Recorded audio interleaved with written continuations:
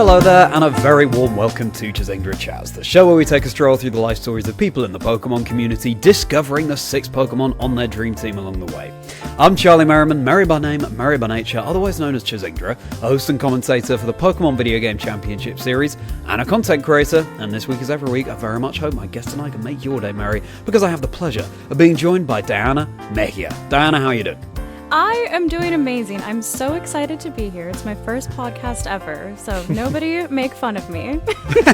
Well, as we said before we started recording, I am honoured to have you on for your first podcast ever on this very podcast. And rate my pronunciation of your surname that I did at the beginning. No, you actually said it perfectly. I've gotten everything from like MEJIA, MEJIA, like any like pronunciation under the sun except for MEJIA.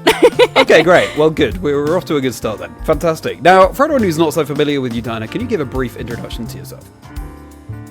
Yeah, so I am mostly a competitive Pokemon content creator. All of my content kind of centers around that. And honestly, just like hanging out with my community. I have been playing competitive Pokemon for a couple of years now, and it's introduced me to so many, like, not even just like community members, but also people like you, who I'm like starstruck by, honestly, because like I'm like, I get to meet a caster? Like, what do you mean? But yeah, I guess that's like me in a nutshell. I'm also like probably the shortest person that you'll ever meet. I'm 4'11", which I think is a fact that surprises a lot of people when they meet me in person. They're like, you're a lot shorter than you look on camera. And I'm like, great, that means I know my angles. But yeah, that's basically me. I'm a small content creator that focuses on VGC. I see. Interesting. I mean, when people say shorter than I thought you'd be, presumably most of the time you're seen sat down anyway, so I don't know what people are imagining. You just, right? I've gotten some interesting comments. Somebody said my face makes me look taller, and I was like, okay, I don't know what that means, but I'm gonna assume it's a good thing. Wow. Okay, I'd be fascinated to talk to that person as to what constitutes a tall-looking face, but there we go. I would like to know as well. So, as we were saying as well before we started recording, Diana and I were both at the World Championships. I was casting there, and Diana was there as a Pokemon partner, I believe, but we didn't cross paths. There are just billions of people, as always, to meet at these events, and in the space of just a few short days, it's sometimes just not going to happen, but at least we get to meet each other here, and I'm looking forward to discovering all of the steps along the way that took you to where you are now. So Diana, shall we do this? I'm ready. Fantastic. Let's dive in then. Let's get to know you better. Let's get to know the 6 Pokemon you're choosing for your dream team. What we're going to kick things off here with, very appropriately, is your origins with Pokemon. Oh yeah. So I have liked Pokemon basically for my entire life. I'm a 90s kid. I'm a 90s baby. So me and Pokemon go together like bread and butter. I grew up watching the anime, and then I had 2 older brothers that both also liked Pokemon. Funny enough, I like Pokemon more than them now, but they're the ones that introduced Pokemon to me by collecting the cards. I used to have I still have fond memories of like my mom taking me and my brother to like a card shop and us getting like the original packs and like opening them up, and us being so excited about getting like the holos, like the Charizards, the Blastoise, all of those. But yeah, I've basically liked it for my whole life. It's literally been intertwined with me as a person for as long as I can remember. So it's like, I feel like this was like a natural progression. Yeah, absolutely. How far do you think your love of Pokemon was sort of inherited from your brothers versus how much you think you would have naturally gravitated towards it? I think that when it comes to like the introduction, I think that they played a big role in it, just because I was so young when the actual franchise like came out. Since I think technically the franchise is younger than me, but but I think I still would have really gravitated towards it if they hadn't introduced me to it, just because I grew up watching it on TV, like on the weekends. So it was just something that I think would have naturally found me as well. And Pokemon are cute, and I love cute things. I think I would have still found it without them. Yeah, okay. And how much older are your brothers than you? We have a very planned age difference. So my middle brother is what I call him. He's 4 years older than me. And then my oldest brother is 8 years older than me. We're all 4 years apart. I see. Yeah, it was very well planned. Yeah. Okay. And then so you were playing Pokemon when you were very young. What are some of your... Okay, so you mentioned opening the cards in the store. Yes. I mean, was it just sort of... Was that it? Then you were watching the anime, you were playing the games? And the stickers. I was obsessed with the stickers. So I still have like my original binder as a kid. And you can if I open it, my brother tried to write his name in it and like I crossed it out all angry and I was like, no, this is my binder. And I still have like the original stickers that I used to get from like just like random shops that would sell like these holographic stickers. And like, so it was stickers, it was plushies, it was the cards, like literally everything. Okay, yeah. Well, that sounds about right. I mean, Pokemania at its peak was just a phenomenon. And so what would have been the first Pokemon game that you played? So the first Pokemon game that I actually ever played was on the Nintendo 64. And it was Pokemon Stadium and also Hey You Pikachu, because I played them at the same time. And those are my favorite. I would literally play them on repeat. Was I good? No, absolutely not. But they were just, I would spam them literally every day for hours, especially Hey You Pikachu. I loved talking to Pikachu. I was like, ooh, he's like my friend. He's real. Pokemon's real. Yeah, well, I mean, that's why we keep coming back to the games and the whole franchise. And so, what do your brothers think of what you're doing now? Would they have ever predicted that, you know, you would be the one to stick with Pokemon? I don't think so. I think that they're like I think in their brain they're like, where did all of this come from? And I'm like, I think you were just blinded, like brother blindness, because like I said, I've had like plushies and everything for like my whole life, so I'm like, I think you guys just chose not to see. Wow. But yeah, I think that they're probably like, well, this is like cool that you did this, but we have no idea where this came from. I see, sure. So at what point did they start to move away from Pokemon? I think probably when they were in like middle school is kind of when they started to show less of an interest in it. Whereas like for me, it was like I was still pretty young at that point, so I was still watching the anime and everything, and I just kind of kept doing that while they did their older brother things. Yeah, fair enough. Okay, but are they still sort of are they still into gaming now, etc.? Yeah, they're definitely big. Like, I feel like gaming kind of like runs in my family because literally all of us have like these big gaming like setups like for our PCs and stuff. Like, they don't stream or anything, but they're just like really into like computers and like playing PC games and stuff. So yeah, they're still big into gaming, but they're more into like the more serious games. Sure, yeah. Well, listen, a game is only as serious as you take it. I mean, you know, to compete in competitive Pokemon, it's pretty serious stuff. Fascinating stuff. 100%. Well, what's going to be the first Pokemon on your team? And so, just as a reminder, everyone, the aim here is not for Diana to build the most competitively viable team in any way, though she can do that if she so chooses. It's just the Pokemon that have been the most special to Diana over the years, and I have no idea what they are. Diana's chosen them in advance. So tell us, Diana, what's going to be Pokemon number 1?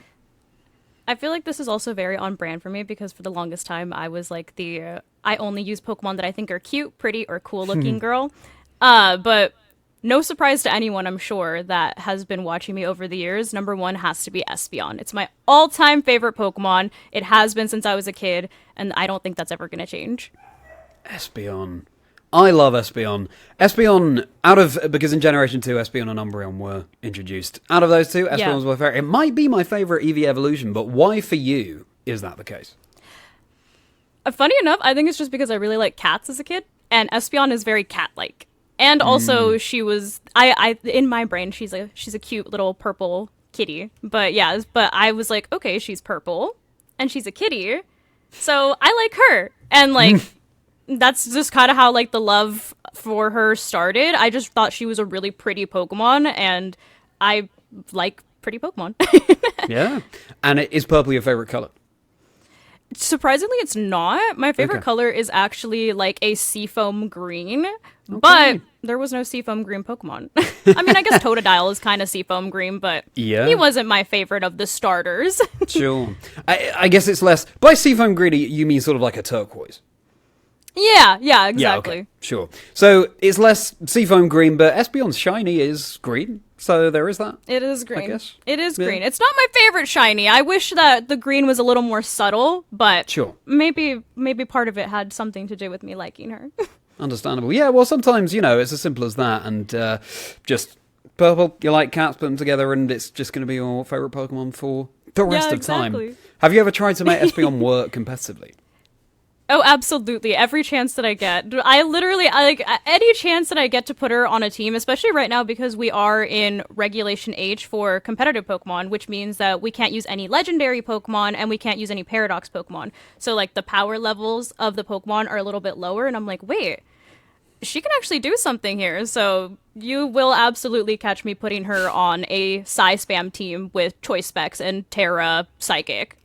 Perfect. That sounds like the most fun way to run Espeon, and looking forward to seeing Espeon, rise up in the usage stats because of you blazing the trail of bringing Espeon to the competitive events. Well, Espeon, welcome to Diana's Dream Team, and if you're enjoying the chat with Diana MEJIA, everybody, please do like and subscribe, as Diana can attest to. Really does go such a long way, but we've got so much more conversation to have, so we will magic bounce over from there now right into an unconventional trade you did with a friend.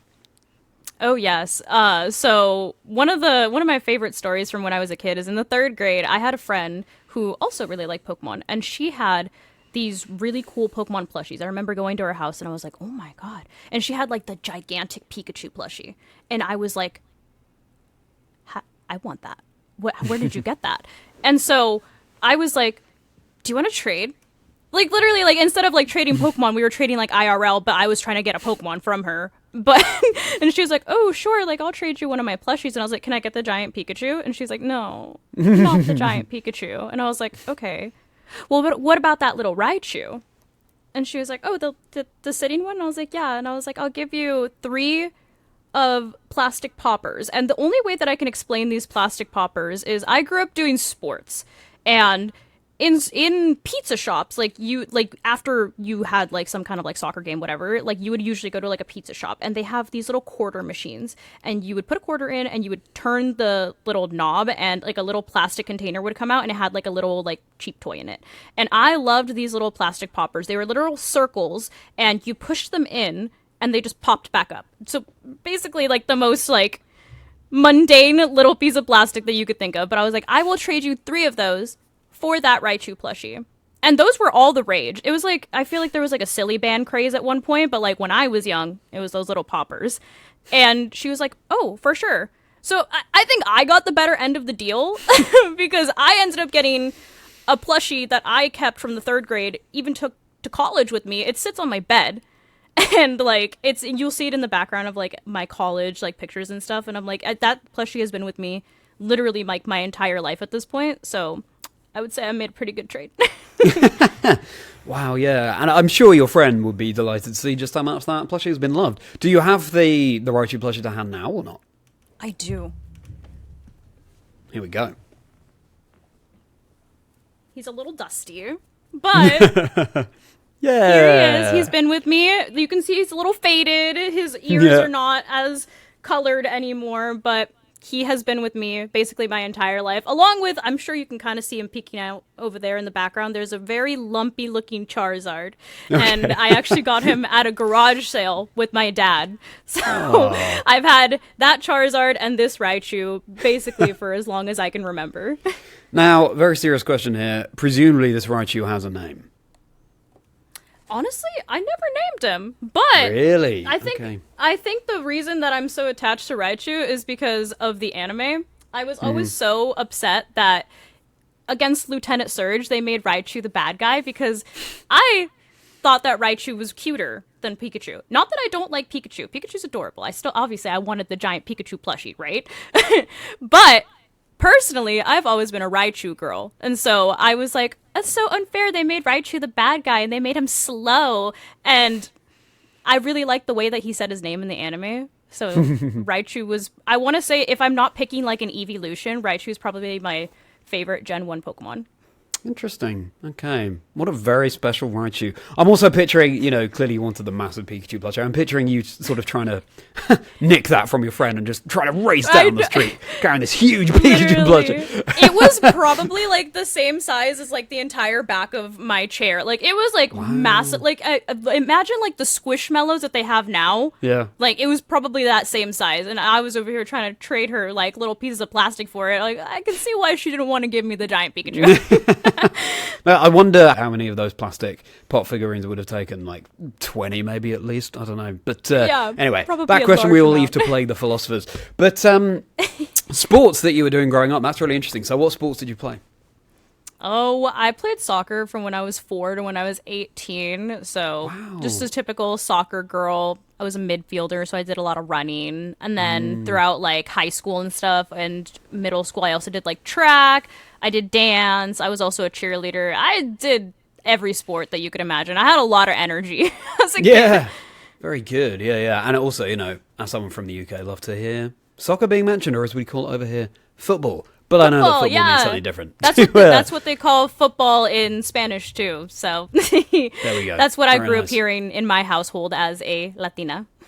I see. Yeah, fair enough. Well, we will now strike our own goal from there into what's going to be the second Pokemon on your dream team alongside Espeon. And I mean, there's a pretty prime candidate right now, but let's see if it will be indeed Raichu. I think that it's gonna be like completely out of left field, but this is another Pokemon that I think people are also not gonna be surprised by. Suicune.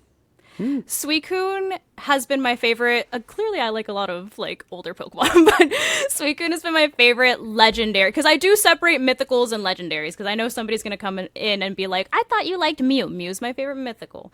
But Suicune has always been my favorite legendary. Just because, once again, Suicune. When I saw the Celebi movie, growing up, and they showed Suicune when it was like cleaning the lake, I was like, that is the prettiest Pokemon I've ever seen. And Suicune's turquoise. So I fell in love and I was like that. I wish that was a real thing. Like I have loved Suicune ever since like I saw that movie. And that was because that was my introduction to Suicune. I saw that movie and I was like, that's the one. That's the one. And I've even used her on like competitive teams before because she is really useful. She's a bulky water type, so really good to tank a lot of hits. Gets Scald, which is a really good water type move because it does have the ability to burn, which I think is really cool for a water type move. You wouldn't expect a water type move to burn. But yeah, she has a lot of utility, and water is just a really good defensive typing. So I think that it does add something to the team. Yeah, absolutely. And as you say, there's a definite colour palette emerging here, because if it's not that turquoise, it is the purple sort of wispy fur that's flowing off Suicune's back as well. And that too. Mew, yeah, and Mew that you mentioned there is another pinky purple Pokemon. So, yeah. Suicune, would you say that... okay, so you've got Espeon that's psychic, you've got Suicune that's water, and then Mew that you mentioned in passing there is also psychic. Are these two your favourite types? So I always say that my favorite types are Psychic, Ghost, and Fairy. But my original favorite typing as a kid was Psychic type. Okay, sure. Yeah. So where does Water rank among them? I want to say Water's pretty high, probably like number 4. I do love Water types. I think I was always like the Water type starter girl as well. Yeah, I was very much the water type starter guy as well. That's definitely the type I lean to the most when it comes to that early choice. Now, I know that we're going to talk about this a little bit later on, but you actually didn't play the handheld Pokemon games until much later on. So at this point, your introduction to Pokemon is very much when you're this age. First of all, roughly how old would you have been when you saw this movie with Suicune? And secondly, would the anime and the movies be your main entry into Pokemon at that point? I want to say, the anime was probably like the biggest thing in my life at that point, as well as the cards, of course, because I was still collecting the cards because I love the pretty cards, and the holos were my favorite. But I want to say I was probably like 9 or 10, probably around there. So like somewhere in like the younger years is probably when I was introduced to Suicune. I'm not even sure when that movie released. It was probably like the early 2000s. But yeah, I want to say I was pretty young when I was introduced to that portion of the anime. Sure. And I mean, at that age, do you have friends around you or people your age around you who are playing the Pokemon video games on their handheld systems and wanting to get involved in that as well? Oh, absolutely. I wanted a Game Boy more than anything in the world. I remember like asking for a Game Boy literally every chance that I could get, and my parents were always like, no, you're not getting a Game Boy. Like, you already have like the consoles at home. You don't need a handheld console. They didn't want me bringing it around or losing it, whatever. They were like, it's too expensive. We don't trust you with it, basically. And they're like, you're not getting a handheld. And I was like, but I see it. And we would go to Costco, which I don't know if Costco is like a universal experience, but it's like a big warehouse basically where they sell like electronics, they sell food, whatever, everything in bulk. And they would always force me to go to Costco with them because I was a kid. Who wants to go grocery shopping with their parents? But they would force me to go to Costco. And they had a section where they had all the Game Boys lined up right at eye level for kids too. And I was like, it's right there. And they were like, nope. Like, so every single time they would take me to Costco, I would be like, I want the Game Boy. And I never could convince them to get me a Game Boy. Well, fortunately, you are where you are now and you have had that experience since, but we'll learn about that a little bit later on. So, Suicune, welcome to the team. Now we will tailwind and zoom from there into collecting. Yes. I, obviously, as you can see, I enjoy collecting. I have always enjoyed collecting. Like I said, I started my plushie collection with my little Raichu, as well as my little lumpy Charizard back there that I did have to sew up because, like I said, I got him from a garage sale and I had to perform surgery on one of his teeth and sew it back together. But yeah, I've been collecting plushies literally ever since I was a kid, and it was something that I liked to do with my dad too, just because he would take me to garage sales and we would look for any plushies there, or like if we were on like a road trip somewhere, we would go into like the little plushie stores and see if I could get a new one. But yeah, I've literally been collecting ever since I actually like started like watching the show. Even if it wasn't plushies, I actually still have all of the original VHSs. And I have them lined up like in my garage so that I can look at them and like, just have my nostalgia moment. But those were my favorite things to get if we did like visit like a video store, like, because we used to have like Blockbusters and stuff where you could actually purchase the VHSs, and I used to watch those VHSs on like repeat. They were my favorite. It was like my comfort. Pokemon has been like my comfort show for like forever, so I loved collecting them. And I think that's also where my love for like psychic and ghost types came from as well, because some of the first VHSs that I owned were the Pokemon Tower episodes and the Sabrina episodes from the Gen 1 anime, and I was like, Sabrina is so cool, I love her, and I like that she uses like psychic types, and I thought that Haunter, Gengar, and Ghastly were so funny in the Pokemon Tower episode, and I thought they were all so cool. So I want to say those are my two like most cherished VHSs that I actually still own, and I hope that they don't like break or anything, because I think I would actually be devastated. Yeah, absolutely. Now, for the benefit of potentially a younger audience, Diana, like you, I'm older than Pokemon. We don't need to dive into that now, but what we should do is explain what VHSs are, videotapes, which yes. are, I know we don't so have them true. anymore, but yeah, I've still got a pile of VHSs as well, Diana, but yeah, the precursor to, say, DVDs, it just films on a tape, big sort of plastic box that you put into a player, and to replay it, you'd have to rewind the tape and then play it from the beginning. It's fantastic that you still have a collection of those and that you cherish those Pokemon Tower episodes so much. Would you say that would be your favorite of the tapes that you have, those specific Sabrina Pokemon Tower? Yes. Okay. Oh, absolutely, yeah. I used to watch those literally like on repeat. It was either those episodes, but I think Sabrina was a 2-part episode because Ash lost to her the first time and he had to fight her again. So those 2 Sabrina episodes plus the Pokemon Tower episode, and if it wasn't those on repeat, it was the Dragonite episode where they had like the giant Dragonite, and he was like some big mystery Pokemon that nobody knew who he was, and they were at the lighthouse with Bill where he was stuck in his little Kabuto costume. And I think that's also where my love for Dragonite came from too, because I love Dragonite. He's one of my favorite Pokemon ever as well. But yeah, so it was either the Dragonite episode, the Sabrina episodes, or the Pokemon Tower. Those are my go-tos. Sure. Okay, roughly how many VHSs do you think you have for Pokemon? I want to say probably like at least like 15, if not more, which I know it doesn't sound like a lot, but I was also trying to convince my parents to obviously buy them for me because I was 6, 7, 8, 9, 10. I didn't have the money to buy them myself. So I was like, Mom, Dad, can we get another episode? And they're like, oh my God, again? Fair enough. No, and that's I would say that's a pretty strong collection.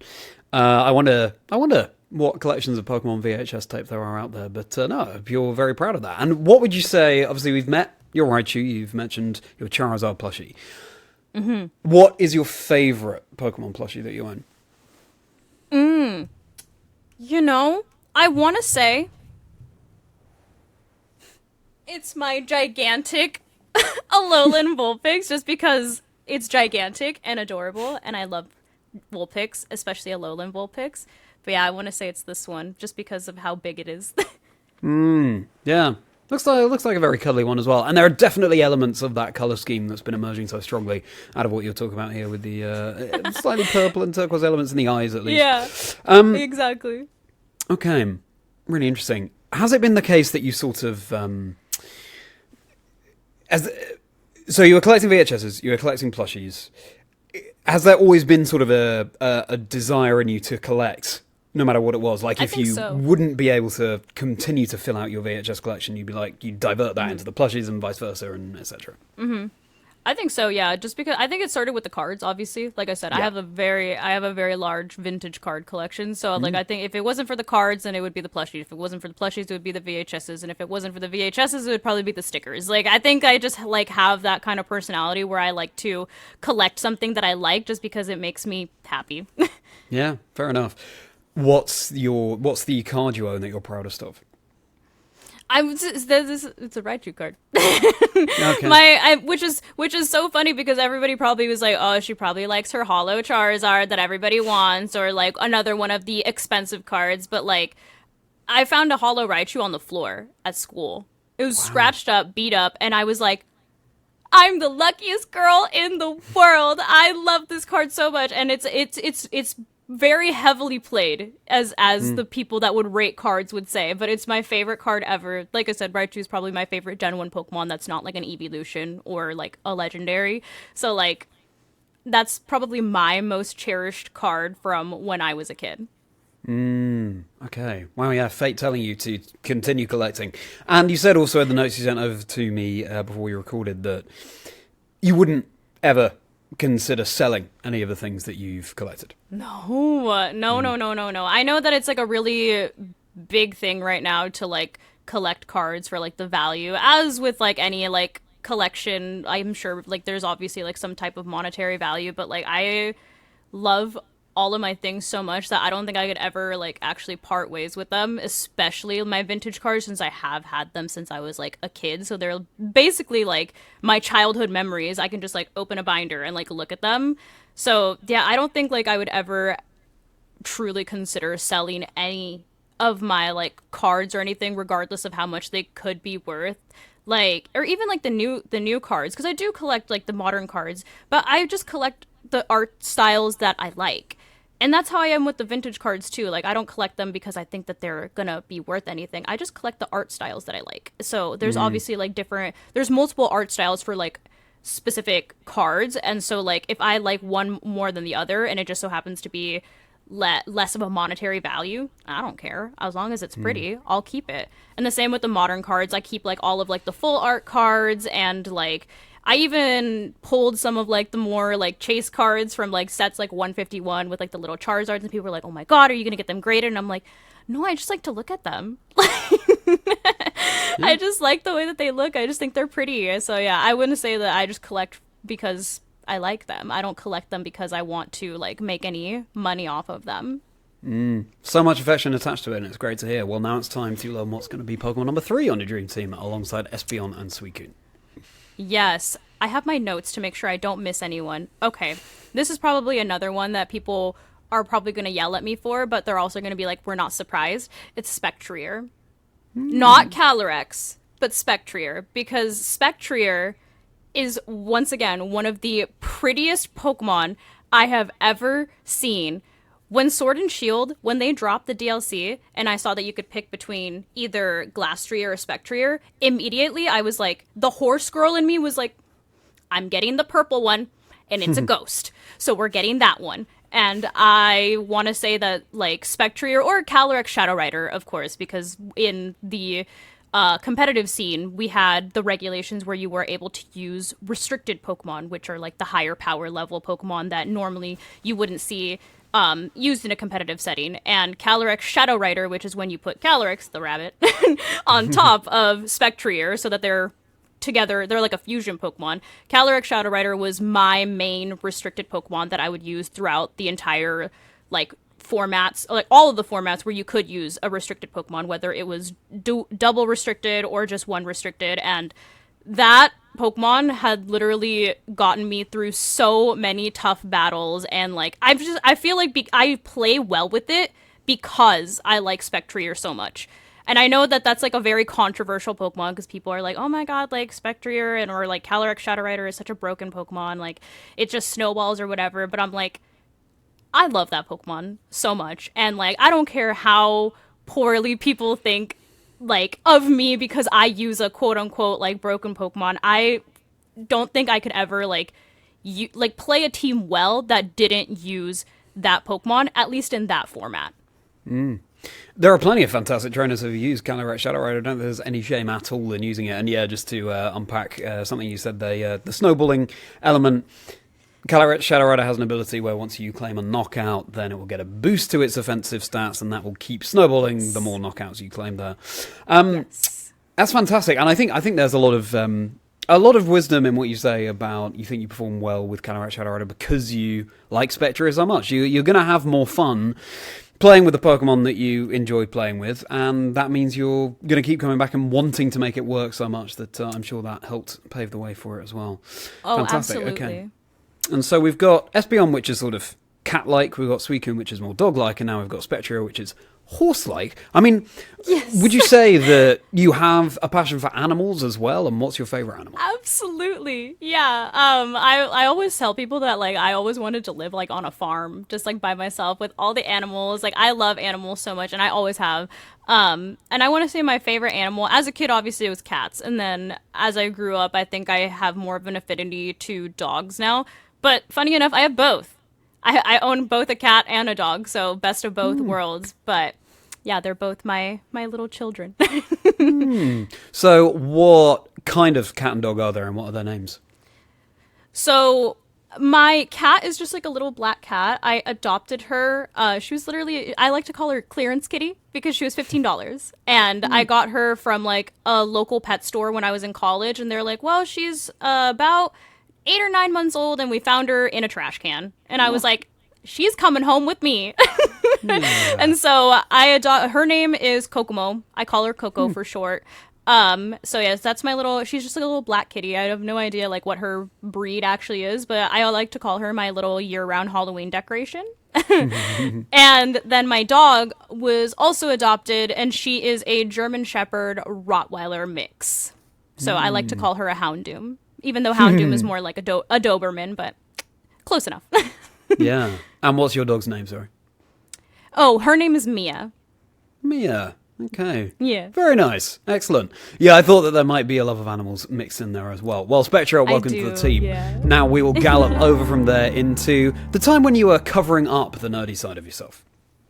Yeah, so obviously, like, as a kid, like, Pokemon and stuff is, like, very popular, and it's very, like, normalized. But once you get into, like, those teen years where you're, like, in middle school and high school, it's definitely not something that, like, a lot of people, like, held on to, at least in that day and age. I think nowadays it's definitely, like, since it's grown so much, it's definitely a lot more normalized to like Pokemon throughout your entire life. But as a kid, I was bullied a lot for liking anime and for liking Pokemon and for liking video games, and to the point where, like, I closed off that entire portion of my life, basically from when I was in the 7th grade to when I was about 24. And it was something that I still really enjoyed, but I enjoyed it privately. It wasn't something that I shared with the world, and it wasn't something that even like my closer friends knew that I liked. It was just something that I did to make myself happy, but I didn't really like share that like passion for it with anybody else. I don't even think my parents knew that I still liked it. Wow, that must have been quite difficult for you. Yeah, I mean, I think that like it was definitely a hard time, but I think that because I did have those things to fall back on in my private life, that it did give me like some sense of comfort that I was like, okay, well, like at least I can be myself and like these things, even if I can't share them with other people right now. Which I wish that I had met more people that were into it, but that's I guess that's how the cookie crumbles. Yeah. Did you find yourself at that age, just yearning to be able to tell your closest friends and, try and be able to share that side of yourself? Oh, absolutely. I mean, I think that, like, as hard as I tried to hide, like, the quote-unquote, like, nerdier side of me, it would always come out. Like, I'm a science nerd as well. I loved science. And so, like, science and, like, all of that stuff was still something that people saw that they were like, oh, like, this girl, like, knows, like, some weird thing. Like, why do you know that? Like, what does that do for you? But, like, I think that, like, people probably, like, could tell that I did, like, things like anime or like things like video games and stuff like that, and I don't know if that hindered or helped me growing up, but like I think that people could definitely still see through the facade as hard as I tried to hide it. Sure, yeah. I think, ultimately our passions are always going to express themselves one way or the other. Yeah. And I'm just very pleased that you're now at a point where it's fully out in the open. And the quicker we embrace those things, the happier ultimately I think we will become. So at this time when you were covering this side of yourself up, what would be your go-to animes that you'd watch and games that you'd play?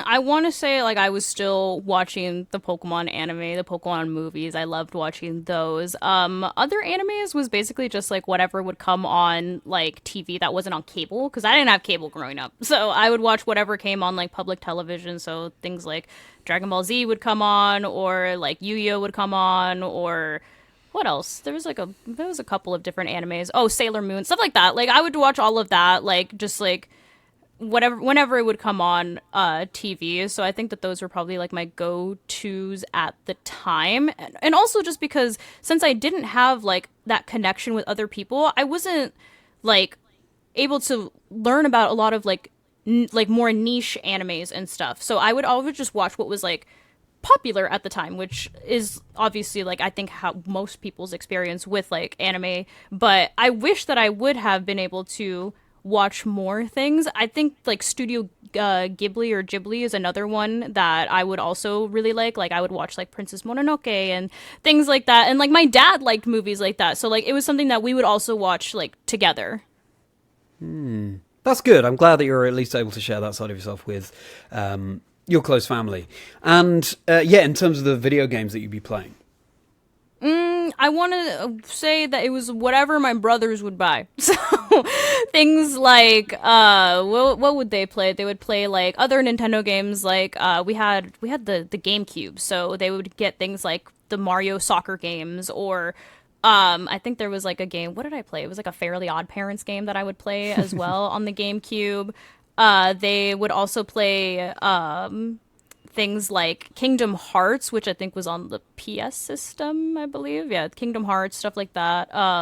Or they would play more like intense games, like they would play like Devil May Cry, or sometimes they would even play like PC games like Diablo, or there's this one game that I tried to get into. It was called Age of Empires. That I was like, oh, like you can make like little cities and like that. So I would play like basically like whatever they were playing, or I would watch them play as well, since I was not I want to say that I'm not like naturally a gifted person when it comes to video games. Like I'm actually like the least coordinated person when it comes to any type of like intense video gaming. So I'm like, maybe I'll just watch and like I'll play a little bit, but like I'm like I'll play, but I'm not gonna be good. Like I'll play because it's fun. But yeah, basically just whatever they were playing. Yeah, understandable. Yeah, and it's great that you did have an outlet for that gaming via your brothers. And shout out to Fairly Odd Parents, what a show. Anyway, we will now wave our magic wands from there and go into what's going to be the fourth Pokemon on your dream team alongside Espeon, Suicune, Yes. and Spectra. So this is going to be another newer Pokemon, which I fell in love with when Scarlet and Violet came out, which is Fluttermane. Fluttermane, when I saw Fluttermane, I was like, that is once again one of the prettiest Pokemon I have ever seen. And she's a ghost and fairy type, which are two of my favorite types. It's obviously like I have an affinity for ghosts, psychics, and fairies. So I was like, oh, this is like perfect. And I just liked that they like gave new life to another Pokemon that I liked as a kid, which was Misdreavus, because Misdreavus was also a really cute Pokemon. And I was like, wow, like they made a Pokemon that I liked as a kid actually like viable and competitive. So like I could bring one of my favorites with me into battle without having to like sacrifice any competitive like viability, because I'm sure everybody knows Fluttermane was like an absolute menace for a majority of like the Scarlet and Violet era of competitive. And yeah, she really was like a Pokemon that I connected with when she first like got revealed. And I remember during my first playthrough, I caught a Fluttermane in Area 0 since I'm a Scarlet player, so obviously I had all of the past Paradox Pokemon, and I put her in a picnic, and she hugged me, and I just about died. I was like, she loves me so much, and I was like, this is it. Like this is how I know that she's gonna forever be one of my favorite Pokemon. Wow, Fluttermane showing you that affection back. Yeah, I could see how that would just cement it. That's fantastic. And I mean, we're continuing this theme of coloration as well with the other purple and blue Pokemon on your team. That's fascinating to hear. And Ghost and Fairy, yeah, right up your street. Okay, so so far it seems like the Pokemon that have joined your dream team, it's very much just like a love at first sight thing. It's just, this conforms to all the things I enjoy, therefore I like you. Yes. Would you say that tends to be how you sort of choose your favorite Pokemon, or rather they choose you, rather than just sort of like, I had a really significant experience with this Pokemon, therefore it's going to be on my dream team sort of thing? Yeah, no, absolutely. It's literally just like, it's like a love at first sight thing for me, because I'm like, it's just like something like connects me to that Pokemon, and then because of that connection, they like, I just like stick with them, and they just bring me like so much happiness, and I'm like, oh, I love my team of like cute Pokemon. In the words of and Cameron Fluttermane's fun fact. Yeah, oh no, I'm like, I was gonna say Fluttermane is actually the only Pokemon that I actually shiny hunt, because I'm not a shiny hunter. But Fluttermane is the only Pokemon that I ever shiny hunt, which actually I think should prove how much I like her. Yeah. Because she's the only Pokemon that I will actually ever shiny hunt. And to explain that for an unfamiliar, shiny is just very rare, alternately coloured variants of Pokemon that are in no other way different, but that rarity makes them highly prized. If anything, I'm slightly surprised to hear you say that you're not into shiny hunting, given your background in collecting. But is it just not something that's ever appealed to you? I think I just don't have the patience.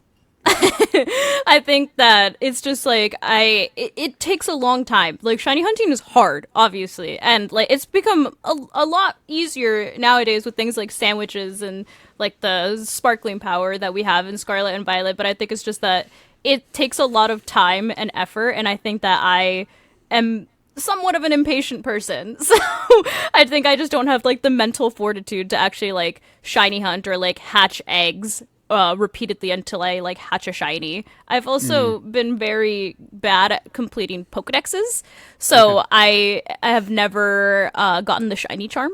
So I'm basically shiny hunting at full odds, which is very hard. Yeah, okay. No, that's understandable. Understandable, yeah. Not for everyone, but Fluttermane, welcome to the team, and we will moonblast now from there into finally when you were able to play those original Pokemon games. Yeah, so like I said, for the longest time, from when I was basically like in middle school to when I was 24 years old, I didn't like do anything that had to do with like Pokemon, at least not in public. But when I was 24, I met one of my best friends in the entire world who just so happened to like Pokemon. And they were like, well, you like Pokemon and like you like anime, like why don't you like talk about that more? And they were basically the ones that got me to like start bringing that side of me out again, and they were also kind enough to let me borrow all of their old Game Boys so that I could play all of the original games from like Pokemon Red all the way through like the Pokemon games that were on like the DS. And I was like, you would let me play those? And they're like, yeah, like just like you can borrow my consoles. Like just let me know when you need like a different game or a different console. And I want to say that was I think that was around the pandemic time, so 2020. So I had all the time in the world. So I just mashed through every single original game, and I was like, this is what I was missing as a kid when I couldn't play these games. And I think that's also like what like sparked more of an interest in the actual like video games, because like I said, up to that point I had only been able to play like the Nintendo 64 games. So like being introduced to those games, I was like, this is like a whole new world. And I was like, Pokemon's kind of hard. Like how, I don't think I would have been able to like play these games as a kid, especially like the older Gen 1 games where you had to find things like TM Flash to get through like an entire like mountain. And I got lost in that. I'm not even like at 24 years old, I got stuck. Is it Mount Moon? I think Mount Moon, is that where you need Flash? It's one of those. I think it's Rock Tunnel. Rock Tunnel, yeah. I think I got lost in Mount Moon as well. And I was like, I don't know, I got lost for a really long time at 24 years old. It took me like 3 days to get out of Mount Moon. But you're in the pandemic, so you had all the time in the world, as you say, to find your way out of there. Wow. Yeah. What an incredible and seminal moment for you. And so you played, is what you're saying, you played through all of the games from Generation 1 through Generation 5? In that time? Yes. Yeah. Yes. Yeah. Yeah, I played through Gen 1 through Gen 5, whether it was like the remakes or like the actual original games. I played through all of them, and I have a very strong affinity to Gen 4, which I think my Gen 4 love also started with the anime, because I really liked Dawn in the anime. So I was like, oh, I already know that I liked the anime, and so I like played through, and like I love the Sinnoh map. I know like it's not everyone's favorite, or some people say that it's overrated, but like Platinum is probably like my all-time favorite game that I've ever played, not only because of the fact that it's in Sinnoh, but also because of Giratina, because I really like Giratina. And then of course there's everyone's favorite champion in Sinnoh as well, but I think my favorite games were the Gen 4 games, which also made me actually be one of the few people that really liked the BDSP remakes, which I know people wanted them to be like have more new content, but for me, I was like, I kind of like that it's more of like a one-for-one remake, because it's like that nostalgia, even though for at that point it wasn't really nostalgia, but like it felt like nostalgia, because I was like, this is what I should have been playing as a kid, and now I get to play like the updated version as an adult, and it's like I liked that it personally. I love Brilliant Diamond Shining Pearl as well, the updated versions of Pokemon Diamond and Pearl. Yeah, exactly for that. Just trip down memory lane, the nostalgia, and very cozy memories of that. They came out around the autumn time. I've got Giratina looming up out of the back of this poster behind me for you there as well, Diana. I'm like, if you have a spare, feel free to send it my way. I don't, but hey, noted. And so, were you playing, for example, when it came to Generation 1, were you playing through Red and Blue, or were you playing through Fire Red, Leaf Green? Both. Okay, wow, both. Okay, amazing. So I got to experience both, yeah. I got to experience the actual original black and white games, and then Fire Red and Leaf Green like later on, which I think when it comes to like the original like cartridge games, I want to say like Fire Red's probably like my favorite of those like older games. Yeah, okay. Well, I'm just vicariously living through how incredible it must have been for you to play through all of those games in such short succession for the first time over the pandemic. It's sort of like it's as you said, it's the best time to be playing through those, given that there wasn't anything going on in the world. And it's also wonderful that in a time that was, very difficult for many reasons, you were able to find so much joy from doing that. Roughly how long do you reckon it took you to play through, that span of generations 1 through 5?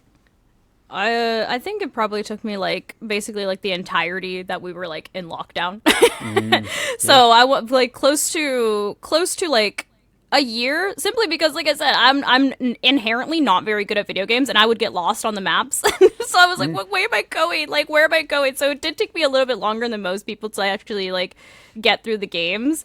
And then I also I want to say that I am kind of like a hardcore trainer when it comes to my Pokemon. And if I white it out in a battle, I was like, I'm not gonna use revives. Like I would just let myself like white out, and then I was like, okay, we'll start again. Like I was like, I'm not gonna use any potions, and I'm not gonna use any revives because I want to make sure my Pokemon are strong enough to beat them without having any extra help. And that's just like something that I've done ever since I did start playing like the original games that my friend let me borrow.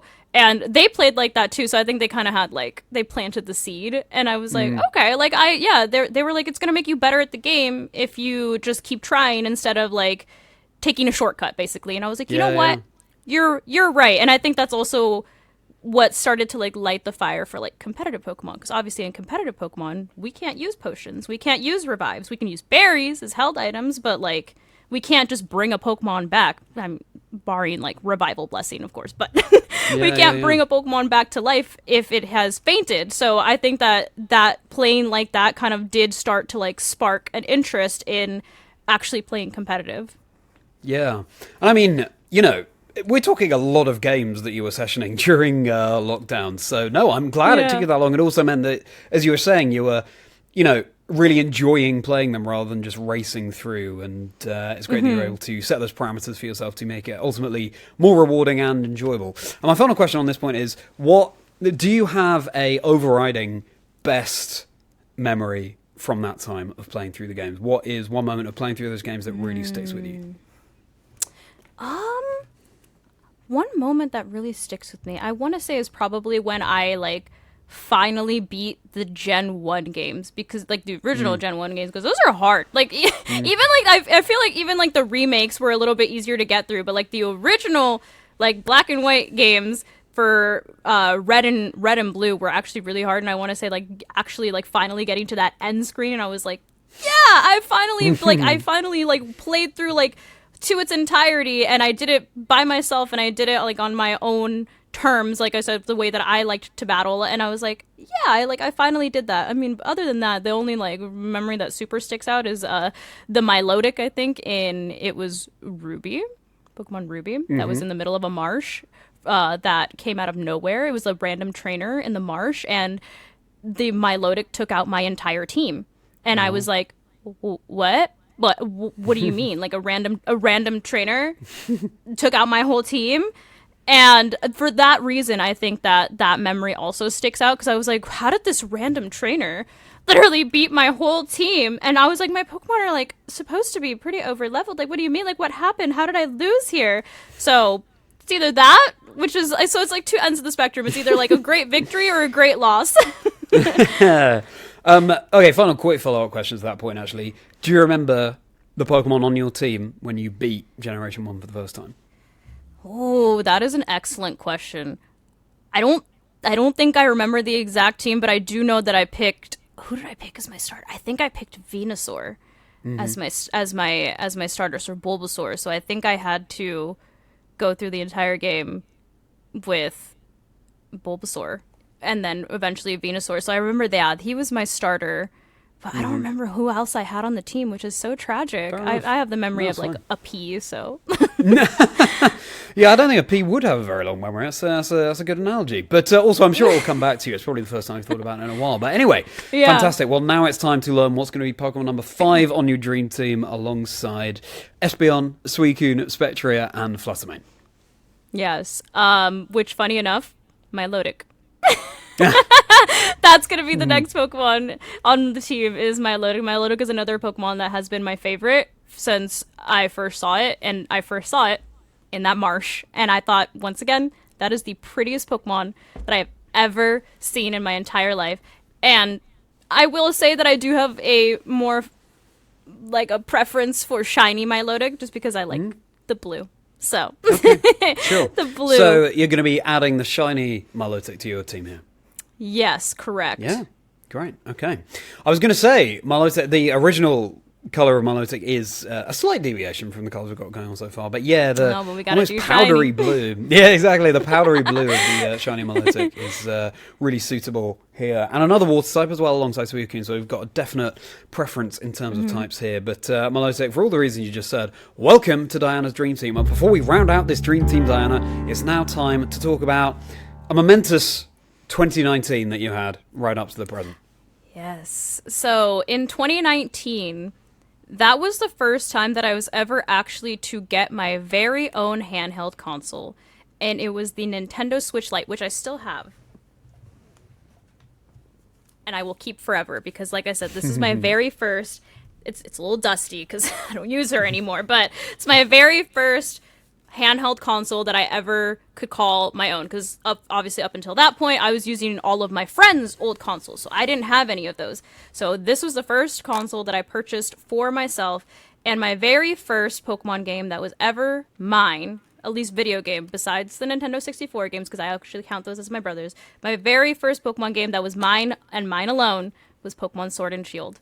And because of that game has it gives me such a like I don't even know how to explain the feeling that it gives me, but I have so much joy just even looking at screenshots of that game. And I think it's because it was my game. It was my game on my first console, and that is actually where I fell in love with competitive Pokemon, because in Sword and Shield they introduced Pokejobs.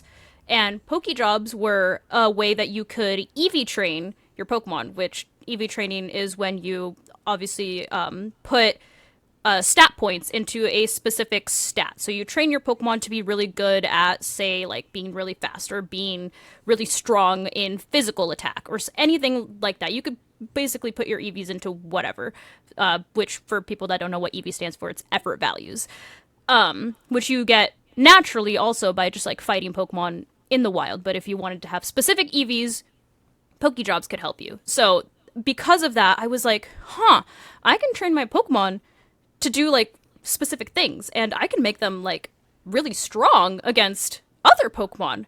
And so because of that, just because of the introduction of Pokejobs, and because I already did have that passion of training my Pokemon to be strong, and then I found out that there was online ranked battles, I was like, this could be fun. And so I put together my little team, and I remember my Sword and Shield team was Cinderace, Gigantamax Cinderace. For people that didn't play Sword and Shield, the gimmick for that game was Dynamax, which is basically where you made your Pokemon really big, and they got really strong for 3 turns. And so I had Gigantamax Cinderace, I had Dragonite, Sylveon, Leafeon, Milotic, and Alolan Ninetales. And that was not only my playthrough team, but it was also the team that I trained. And I trained them in the Pokejobs, and I took them on the singles ladder, because I only knew about singles at that point. I didn't know anything about doubles battles yet. And I trained them, and I got them all the way to max rank in Master Ball, and I was like, I'm pretty good at this battling thing, I think. And I think that that's literally what snowballed into what my career became today. Yeah. Wow. Yeah, Pokejobs. I haven't thought about Pokejobs in a very long time. Yeah, that came around in Sword and Shield, and then I think we didn't have access to it after that. But Sword and Shield has, to date, I would say probably my favorite art style in any Pokemon game. I agree. Really it was such a pretty game.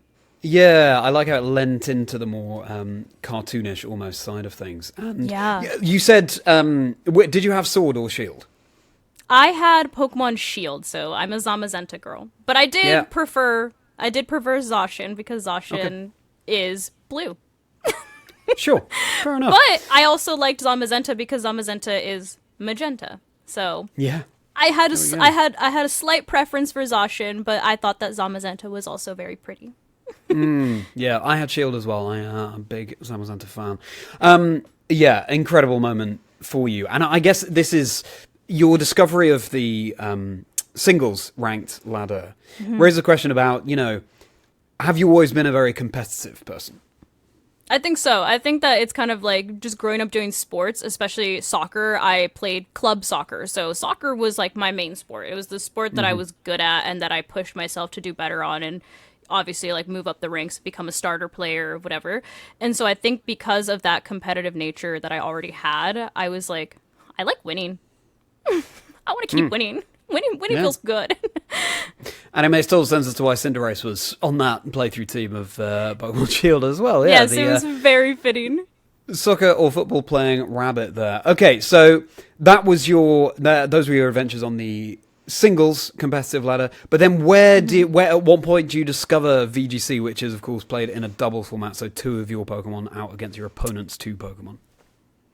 I started playing competitive Pokemon in 2023. So it was well into the Scarlet and Violet era.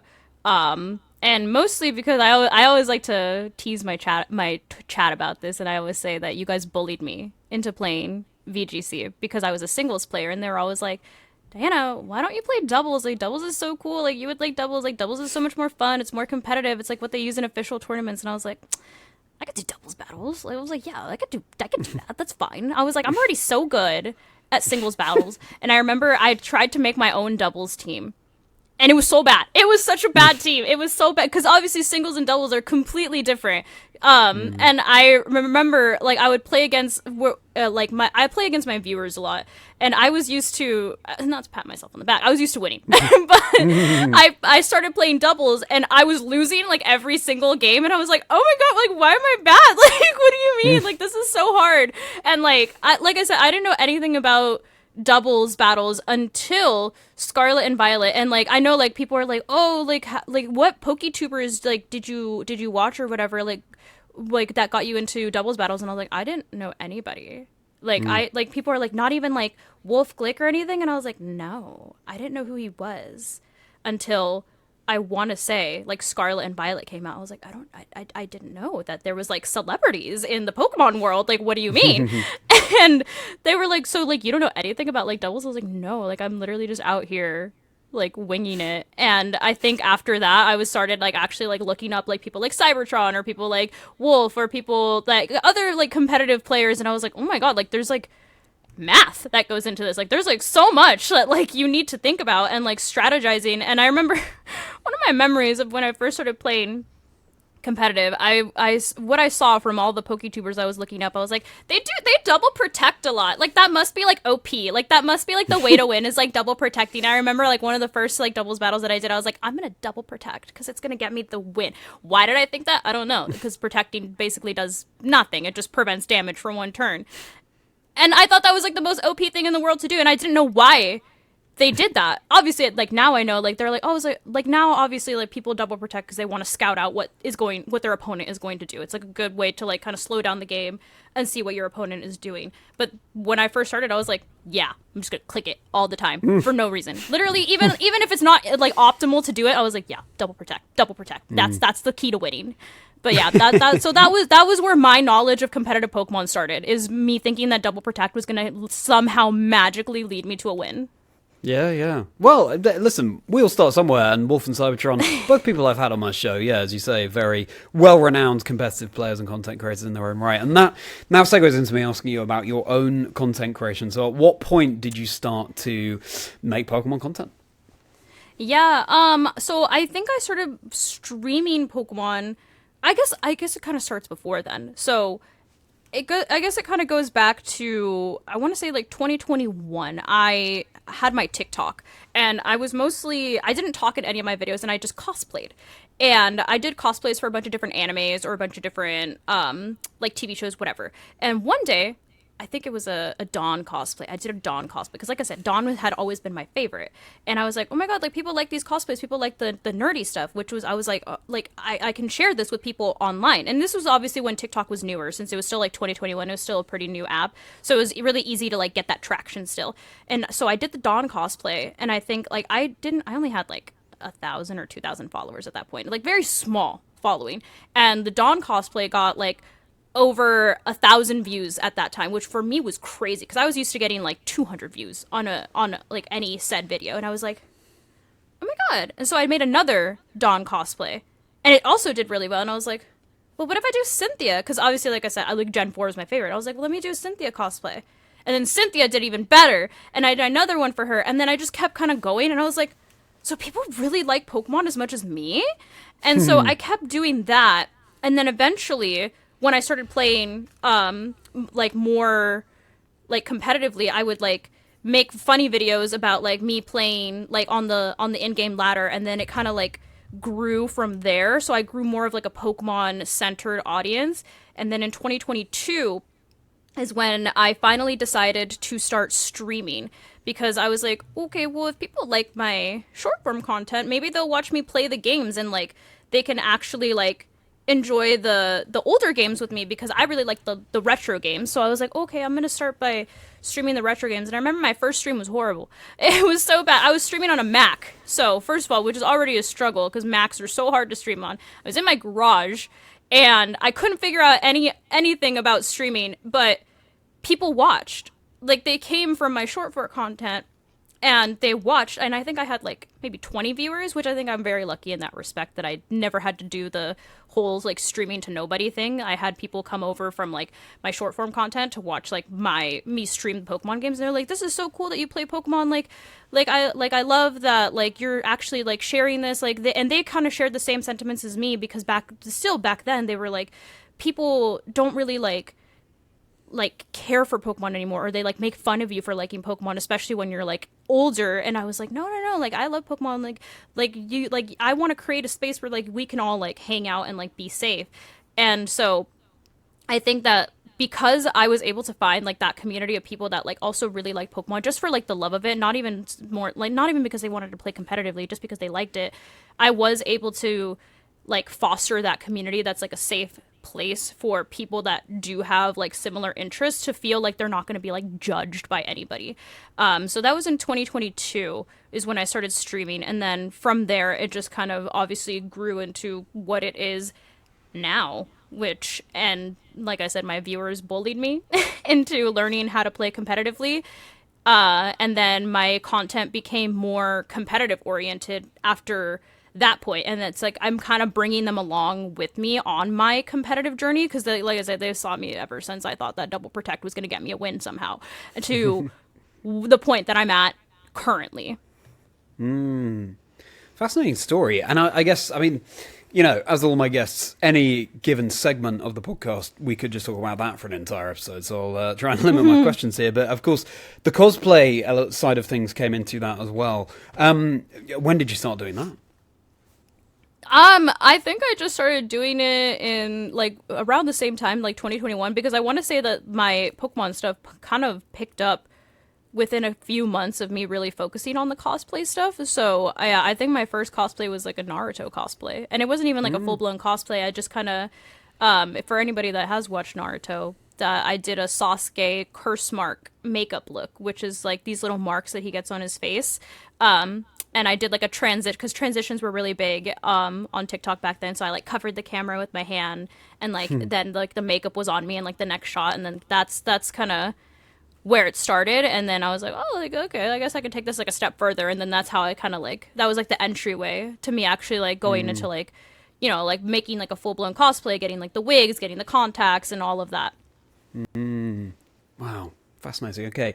And so now, just to wrap up the content side of things, you started doing the competitive thing, and then, but also on your channel, you know, you'll do vlogs and content of other kinds as well. So are you know, you're doing the competitive side of things, but also experimenting with other outlets. Yeah. So I think that when I started my YouTube channel when I was 18.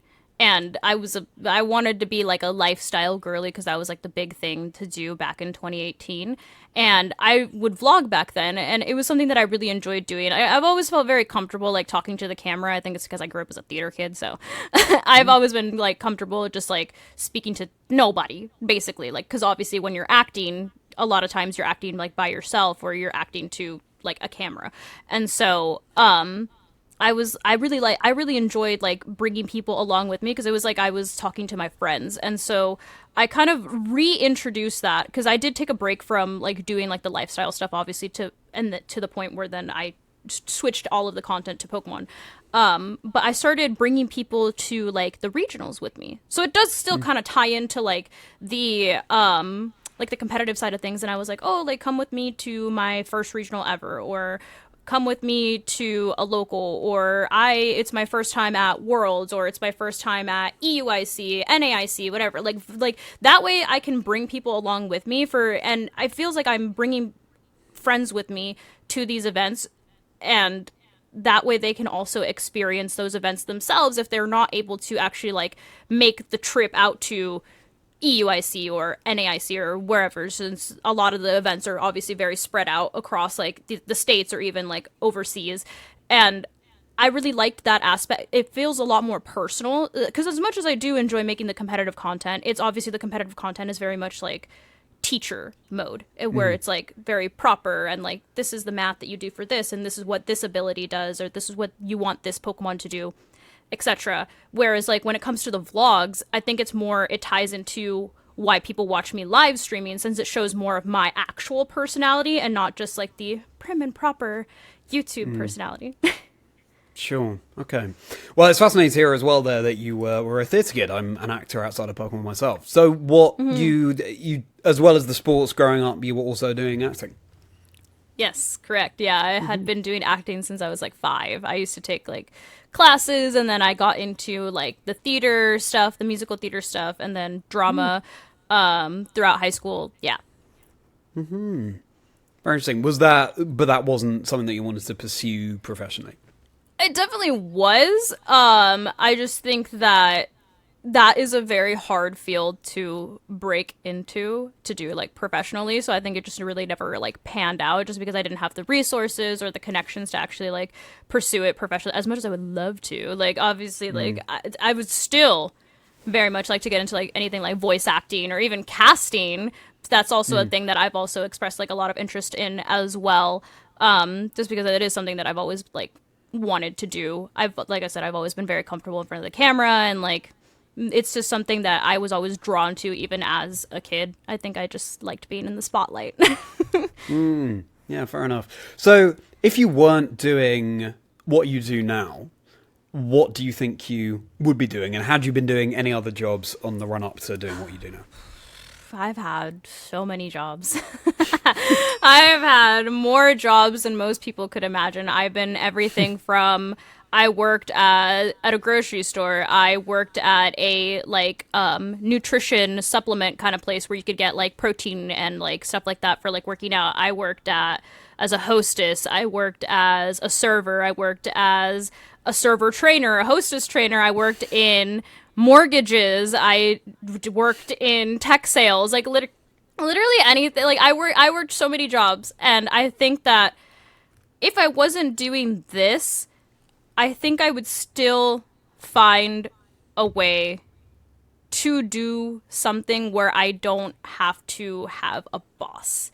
And I think that's what all of my work experience kind of like led up to, because like I tried it all. I tried every single job that I could think of. And what I found is that I liked being able to be my own boss. So I think if I wasn't doing this, I would have some kind of business or something like that, so that I could like do things on my own terms, just because, well, number one, my brain is so scatterbrained that like I want to do like 10 million things at once, and when you're at a job, obviously you need to focus on like one specific task, and you're like, okay, let me do this for like 9 hours a day. But I think that especially after doing like the sales jobs, I was like, okay, I like talking and I like negotiating, and I think that's also a big part of like content creation as well, is like the more back like stage type of things where you do have to like talk to people, negotiate, and like work things out behind the scenes. It's not all just like fun and recording and making fun videos. There's a lot of like business aspects stuff that goes into it. And so I think that I would still be doing something business related where I was able to be my own boss. So I think I would, I guess, be an entrepreneur. Yeah. No, that makes sense. Okay, I'm fascinated to get that overview. And now it's time, Dana, to learn what's going to be Pokemon number 6 on your dream team. How are we rounding this out? Yes, my final Pokemon is going to be another evolution. It's going to be Sylveon. Because Sylveon is an adorable little rabbit fairy. So I love her. And she was one of the first fairies introduced, because fairy type was introduced in Gen 6, if I remember correctly. And so she's one of the OG fairy types. And number one, she's pretty. And number two, she's just like really good. Just a really good Pokemon, which is like I love when Pokemon are like cute and like you would think that they wouldn't be like a big threat or anything, and then they end up just like being like the sweeper for a team. So I think that she's like a sleeper sweeper, which I guess she wasn't really a sleeper for the first couple of generations that she was around because she was kind of like the dragon slayer. But yeah, I love her. She's my second favorite evolution, right after Espeon. Sleeper sweeper. I love that. You mentioned, for example, earlier on that Raichu is your favorite non-EV evolution Generation 1 Pokemon. So what is your favorite of the original EV evolutions? Of the originals, probably Flareon, if not Eevee itself. That's another episode that I own on VHS, is the Eevee Brothers episode, where they're trying to make, the three older brothers are trying to force their little brother to evolve their Eevee into either Vaporeon, Jolteon, or a Flareon. And I think that's also where like my love for the Eevees sparked as well. And I was like, oh my god, they're all so cute. I love them all. But yeah, I think if it wasn't Eevee itself, then it would definitely have to be Flareon, which is basically Eevee with more fur. Sure, yeah. And Sylveon, again, conforming to this colour palette that you've got developing here. So this means, Diana, that overall, your complete dream team is Espeon, Suicune, Spectria, Fluttermane, Milotic, and Sylveon. So I don't think I've ever had a dream team on the show that's conformed to such a strong colour palette, which is fascinating to see. And I mean, yeah, very much clustering around the types of fairy and ghost and water psychic as well. And I love that they're just Pokemon that have jumped out at you over the years, love at first sight, as we were saying. So now I have to ask you, Diana, if you had to choose one of these Pokemon to be your partner Pokemon, which would it be? Espeon. Literally, like without a doubt, it's Espeon. Espeon is quite like, if Pokemon were real, I would be like a cat lady and just have Espeons. Espeon, yeah. I mean, I'm unsurprised to hear you say that. It was, as you said at the very start, you mentioned at the very start, it is your favourite Pokemon. A cat lady surrounded by Espeon, yeah. Well, I think there are worse cats to be surrounded by. Well, Espeon, congratulations, you are Diana's partner Pokemon. And now, different kind of question for you, Diana. If you were a Pokemon, based on everything you know about yourself and based on everything that we've heard about you up to now, what do you think you would be? I think that I would probably be a shiny Fluttermane. I would have to be a shiny Fluttermane. Not only is it two of my favorite types, but she's frail. Which I like to think of myself as a frail person, because I have like 12 million medical issues, which is like a running joke in my community. So like, not only I'm frail as well. So she's frail, but she's also like got like a big power about her. So she beats the odds basically. Like, she's a good Pokemon despite having like not so stellar defensive stats, that basically she can't really take any hits, but she can sure do a lot of damage. And I think that, or I guess make a big impression is more of a better way to explain it. And I think that that's kind of how I see myself, is that even despite the fact that, like, despite my small demeanor and small stature and frailness, is that I feel like I am able to make like a very big impact despite that, and I feel like that is very fitting with Fluttermane. Yeah, very interesting. And she's adorable. So. Yeah. She's always shiny on every single one of my teams. Always shiny, and they're always named Sour Patch, because I think she looks like a little Sour Patch Kid. And she's like, she's sour, she's sweet, and then she's gone. So that's that. So they're all named Sour Patch. They're all shiny, and I love them all. Shiny Fluttermane makes sense to me. What do you all think? Do you agree, of all the Pokemon there are, that Diana would be a shiny Fluttermane? Let us know in the comments, because we would be fascinated to read. Speaking of you all, it's now time for your community questions. I posted online, as I always do, asking for questions for my guests, and thank you so much for submitting them. I apologise I won't be able to feature all of your questions, and I apologise if I mispronounce any of your names or handles. But to kick things off here, we've got Finn Doodles, who'd like to know, and I'm adapting this question that they submitted. Can you talk about your experience of being a girl in the competitive Pokemon space? I think that this is probably an experience that most girls playing competitive Pokemon have felt, is that it's very hard. It's a very hard experience just because it is such a male-dominated field. And there is that aspect of, like, you're good at Pokemon for a girl.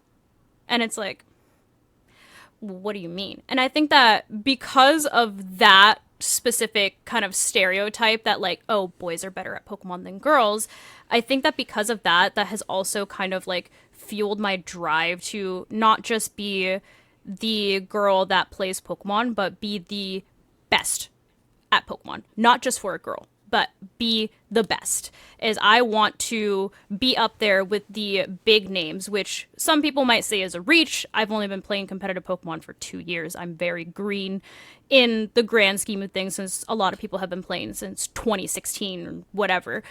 But I think that because of that mindset, it has really driven me to kind of prove them wrong. But it is a very hard experience being a girl that's in a more like male-centered field, is there is always that kind of stereotype that you have to deal with.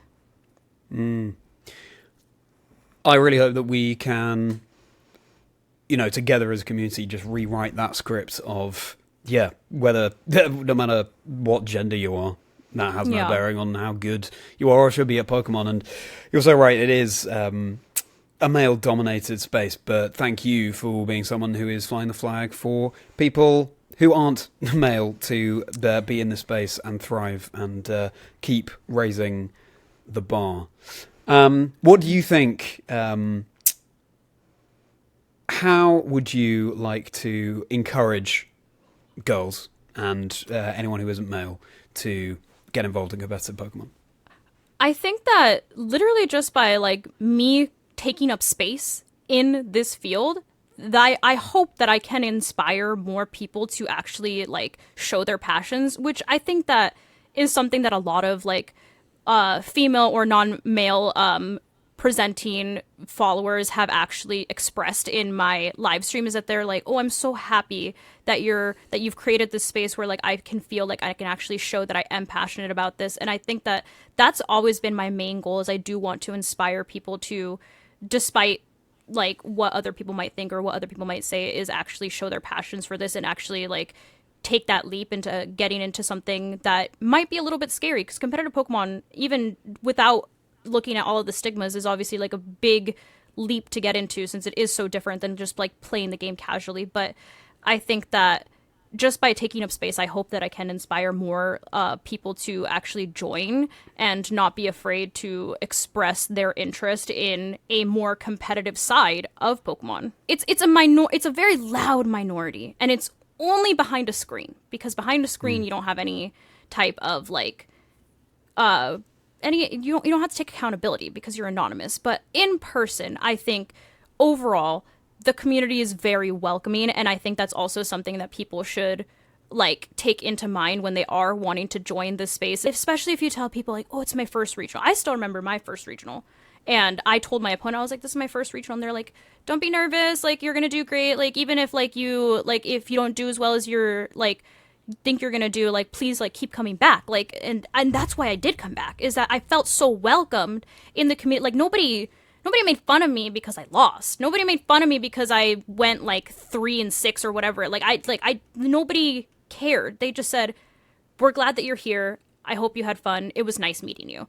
And I think that people should kind of like take that into account when wanting to join the community, is that overall the community is so welcoming, and I have never had a poor experience in person. And I think it's just that online loud minority that should just be muted. It's wonderful to hear that you've had a positive experience, and as we say, let's keep doing everything we can to ensure that that is the case for everyone. Well, thank you very much for that question there. And now, next question from, and again, apologies for any mispronunciations, Trainer Skull Bood, I want to say. What's your biggest challenge as a creator in the gaming space? Well, for one, the one that we just talked about is just being a female in a very male-dominated space, just because even in general, outside of Pokemon, gaming has very much always been like a very male-oriented space, and I love that more and more girls are starting to take up space here, just because it's kind of like blazing a path for more girls to join, even if they were too shy to join before, since it is intimidating going into a space where you are like a very small minority of people. But I want to say overall, like I said, it's a very small, loud minority of people, and I think overall in the gaming community, everyone is very welcoming, and a lot of people think it's cool. They're like, I'm glad that you are a female and you are playing like video games and you are like going toe to toe with like the big dogs and like all these men that have been like running the scene for so long. And I think that, yeah, like overall it's been a pretty positive experience despite the few obviously stumbles that I think is kind of inevitable when you are in an online space. But yeah, overall I would say it's pretty positive. Thank you for that question. And now next question from Talking Time Zones. Now, you mentioned you have a background in acting, so you've never minded being on camera, but how would you advise to someone who's maybe a bit more nervous, or how have you found it's helped you to grow your confidence to start filming and streaming? Yeah, I think it just repetition. I think everybody starts off really awkward. I still have my very first YouTube video ever on my YouTube channel, and I was so awkward. My viewers make fun of me all the time because I was like, "Hi guys," with two hands, like waving, like "Hi guys," like all nervous and high pitched because I was so nervous. My voice was like 10 octaves higher than it usually is, and like I think that the more times that you do it, the less weird it gets, because it is odd talking to yourself basically. But I think that the more that you do it, the better that you get at it. And then when it comes to like live streaming, I kind of just like to think of it as like talking to my friends, not really like, like trying to put on an act for anyone. It's just like, hey, like look at what I'm doing. Like, what are you doing? Like, let's just keep it casual. So I think that it's just kind of just keep doing it, power through like that awkward phase, and then eventually the awkward phase will kind of go away. It'll take some time. You will definitely have some really awkward videos at first, but I just think that it's something that like the more you do it, the more comfortable you get with it. 100%. Thank you very much for that question. And now final question here from Pokemon trainer Bo. What's your favorite Latin dish? That is a great question. I always say that enchiladas are my favorite. Which for people that don't know what an enchilada is, it's kind of like a burrito.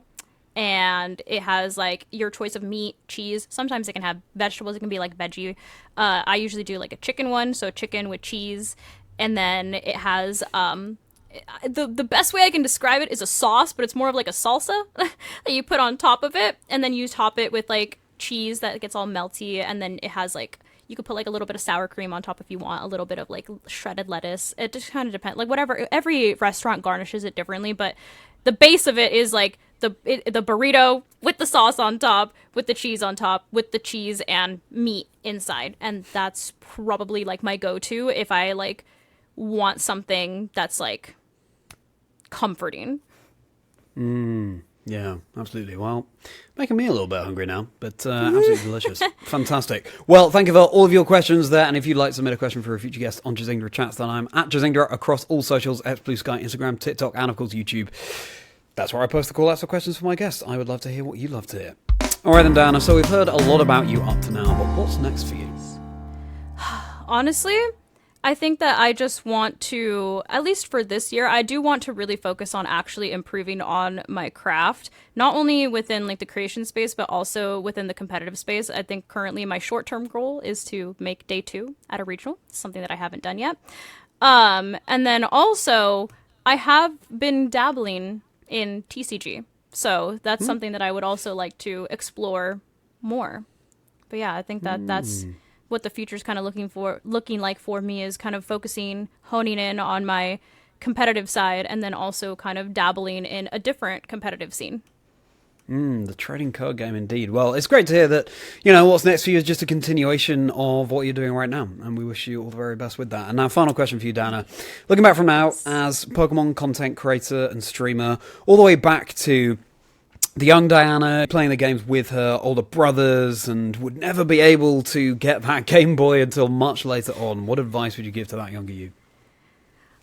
I would probably tell her that it's okay to not be like the same as everyone else, and that it's okay to like things that maybe not everybody else likes, because I do wish that I didn't have that long period of time where I did feel like I had to hide this part of me.